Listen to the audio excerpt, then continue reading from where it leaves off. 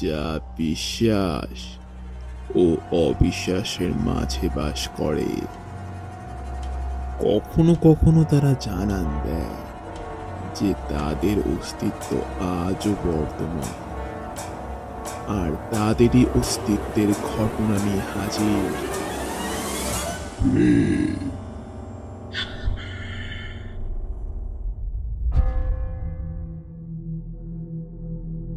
তোমরা অনেকেই শয়তানের কথা শুনেছ।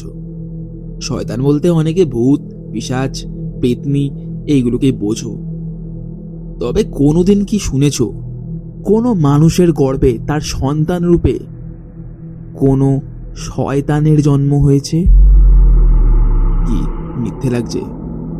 আজ তেমনই একটি ঘটনা।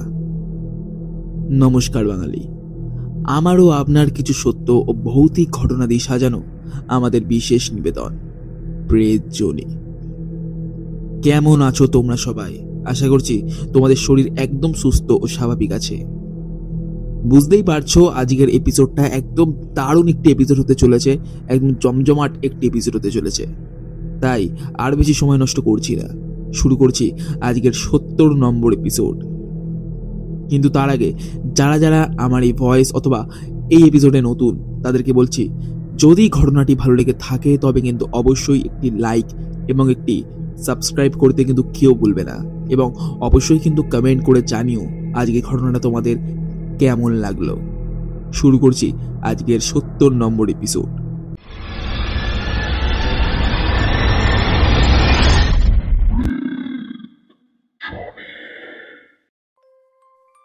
নমস্কার রাজ, আমি কঙ্কনা তপাদার সন্তোষপুর থেকে ঘটনাটি লিখছি। আর যে ঘটনাটা পাঠাচ্ছি আশা করছি এরকম ঘটনা শ্রোতা বন্ধুরা কোনোদিনও শোনেনি। আর এমন একটি ঘটনা আমার চোখের সামনেই ঘটেছে। সত্যি ওই দিনটা ভোলার নয়। লিখে পাঠাচ্ছি, আশা করছি তোমার ভালো লাগবে। ভালো লাগলে অবশ্যই তোমাদের মতন করে গল্পরূপে শুনিও। এবার ঘটনায় আসছি। ঘটনাটা ঘটেছিল আমার কাকির সাথে। সেই বছর আমার কাকির সবে 2 বছরের বিবাহবার্ষিকী সম্পূর্ণ হয়েছিল, এবং সেই সঙ্গেই আমার কাকি সম্পূর্ণ বাড়ির লোককে একটি সুখবর দেয় যে কাকি প্রায় 4 মাসের গর্ভবতী। খবরটা আমার কাকা আগে থেকে জানলেও বাড়ির লোককে কাকা ও কাকির বিবাহবার্ষিকীর দিনেই সবাইকে জানায়। কথাটা শুনে সত্যি আমাদের বাড়ির লোকের আনন্দের আর সীমা থাকে না। এ শুনে আমার বাড়ির লোক তুড়িঝড়ি করে কাকির জন্য সাধের অনুষ্ঠানেরও আয়োজন করে। সাধের অনুষ্ঠান আশা করছি অনেকেই জানবে, যে কোনো মহিলা গর্ভবতী থাকা অবস্থায় তাকে তার বাড়ির লোকেরা পছন্দ মতো খাবার দাবার রান্না করে খাওয়ায়, ও অনেকে পাড়া প্রতিবেশীকেও নিমন্ত্রণ করে। তার রীতিমতো একটি শুভ দিন ঠিক করে কাকির জন্য সাধের অনুষ্ঠানের আয়োজন করা হয়। আমাদের পাড়া থেকেও অনেকে এসেছিল সেই অনুষ্ঠানে।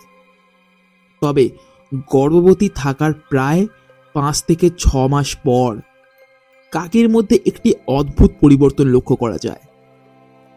গর্ভবতী মহিলাদের 5 থেকে 6 মাস পর মহিলাদের গর্ভ ঠিক যতটা ফুলে থাকার কথা, কাকির যেন তার থেকে প্রায় দ্বিগুণ পরিমাণে গর্ভ ফুলতে থাকে। প্রথম আমাদের বাড়ির লোক এটা তেমন বিশেষ লক্ষ্য করে না। তবে এটি যখন দিনের পর দিন বাড়তে থাকে তখন আমার বাড়ির লোকের কেমন যেন সন্দেহ হয়।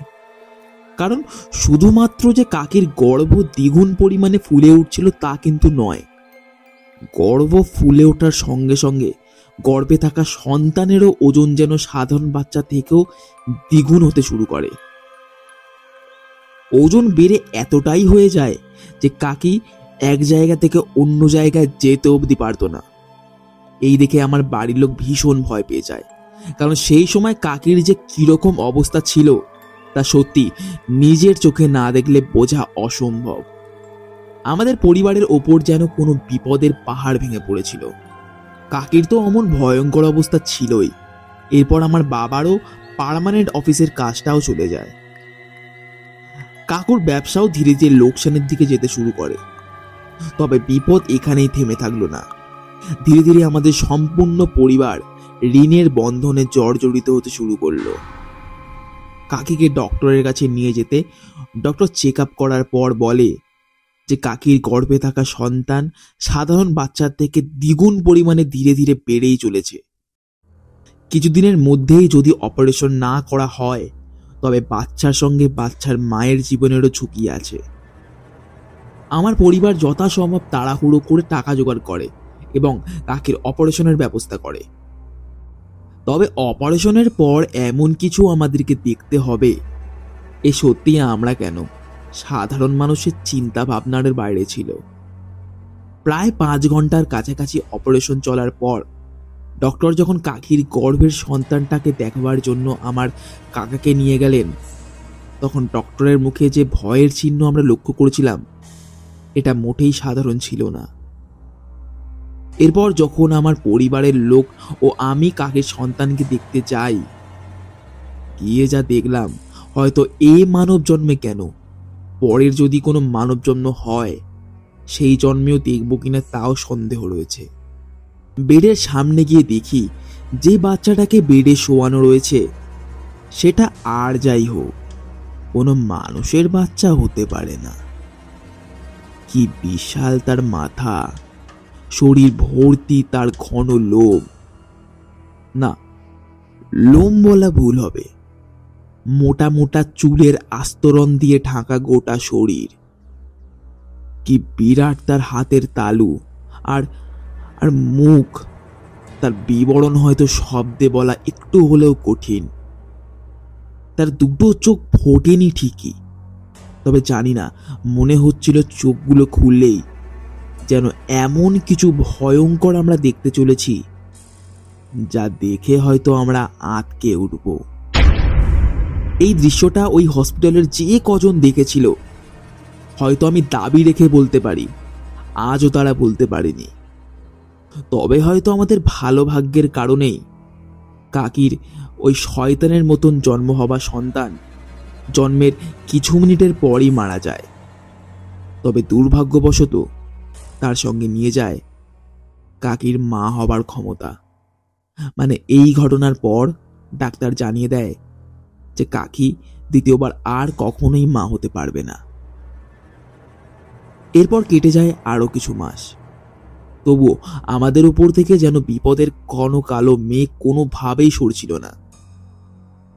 এরপর আমার বাড়ির সবাই মিলে ঠিক করেন যে বাড়িতে বড় করে যজ্ঞ করা হবে, যাতে বাড়ির ও বাড়ির লোকেদের ভালো হয়। যজ্ঞ করার জন্য আমার কাকা তারাপীঠ থেকে খুব বড় বড় 3 জন তান্ত্রিককে নিয়ে আসে এবং তাদেরই মধ্যে একজন ঘরে ঢোকার 2 ঘন্টা পরেই এমন একটি কথা বলেন যেটা শোনার জন্য আমরা কেউই প্রস্তুত ছিলাম না। তিনি একটু চিন্তিত হয়েই আমার বাবাকে বলেন, আচ্ছা, একটু ভালো করে চিন্তা করে বলো তো, তোমাদের সঙ্গে এই ঘটনা ঠিক কবে থেকে শুরু হয়েছে? আমার বাবা কিছুক্ষণ চিন্তা করেন, তারপর বলেন,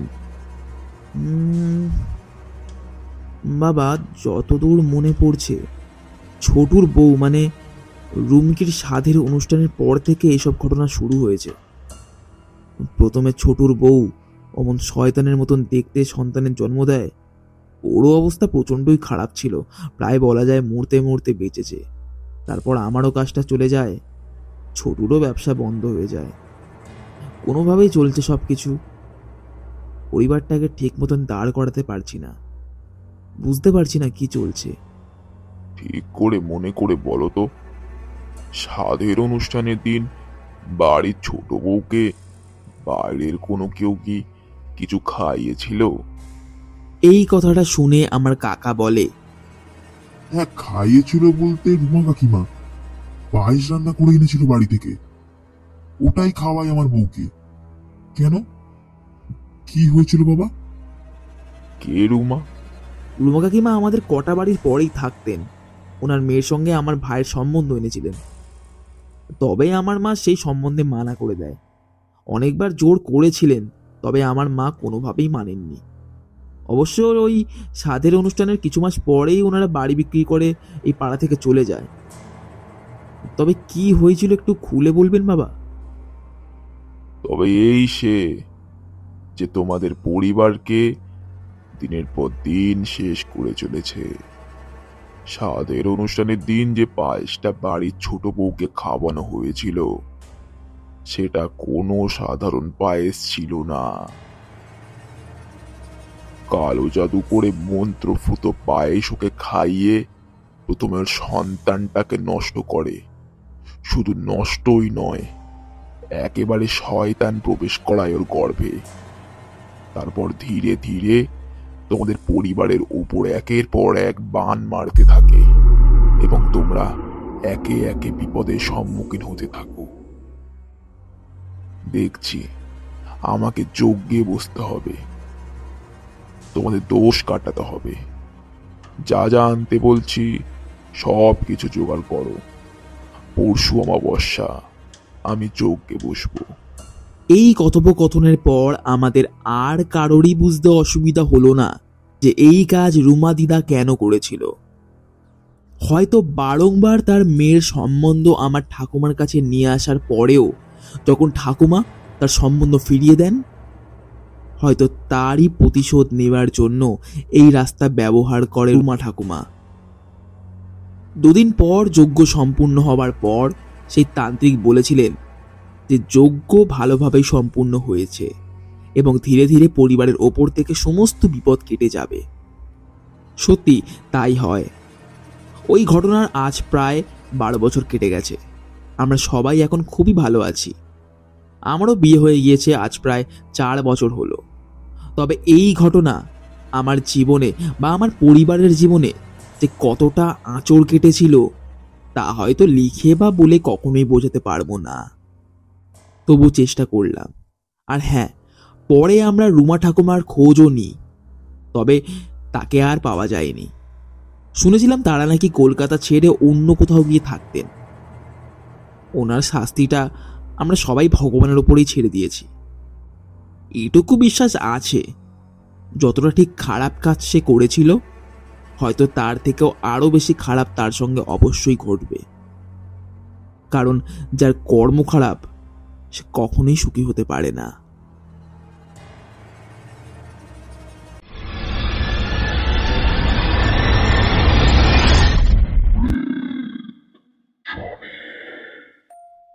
কেমন লাগলো আজকের ঘটনা? আশা করছি আজকের ঘটনা তোমাদের ভালো লেগেছে।